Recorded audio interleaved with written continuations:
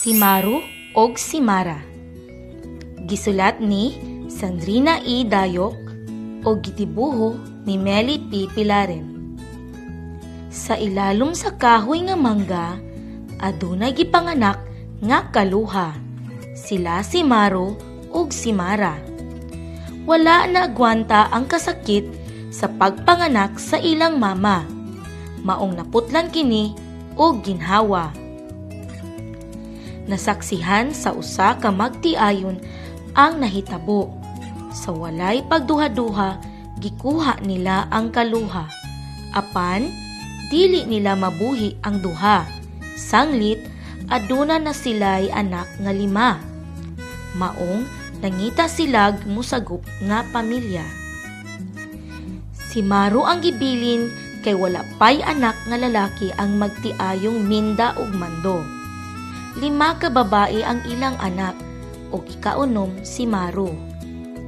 Si Mara ang gisagop sa magtiayon nga wala pay anak. Gidala sa abroad si Mara ug didto gipadako. Nidako ang duha ka bata. Nga wala sila kahibalo nga sila sinagop ug sila kaluha. Ang ilang nahibaw-an nga kada usa kanila adunay pamilya nga nag-amuma ug naghatag og suporta. Adunay inahan, amahan ug mga igsuon nga anda mo tabang aron sila magmalipayon. Sa nag-edad na sila na 10 ka tuig, malipayon si Maru kauban ang ilang pamilya. Kauban ang 5 niya ka mga magulang nga babae, ang iyang inahan nga si Minda ug amahan nga si Mando. Ang ilang panginabuhian mao ang pag-uma. Aduna sila'y tanom nga mais ug mani. Aduna pud sila'y binuhing mga manok nga maoy ilang sudanon kung mahutda na silag sudanon. Sa pikas bahin, niuli sa Pilipinas ang pamilya ni Mara. Magulanon siya kauban ng iyang gamay nga pamilya. Pirmira siya biyaan sa iyang mama Meli ug papa Mael tungod sa trabaho. Ang permi niyang kauban sa balay mao ang iyang manika nga ginganlan og Mel. Wala siya'y laing kaistorya ug sige ra siyag atubang sa cellphone, TV ug laptop. Martes kadto nga adlaw, ikanapulo nga adlaw na tawhan sa kaluha.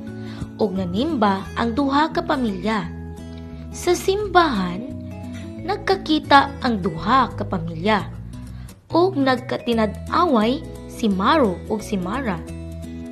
Nakuratan si Maru ug si Mara, nganong pareha sila og itsura. Nasabutan sa duha ka pamilya nga magdungan og kaon inighuman sa ilang pagsimba. Sa ilang pagkaon, gisulti nila ang mahitungod sa kaluha ug naghinilakay silang tanan. Hilak sa kalipay nga nagkahimamat ang kaluha. Gihatagan nila og regalo ang duha. Manika nga Barbie ang nadawat ni Mara ug maskara sa Spider-Man ang nadawat ni Maru.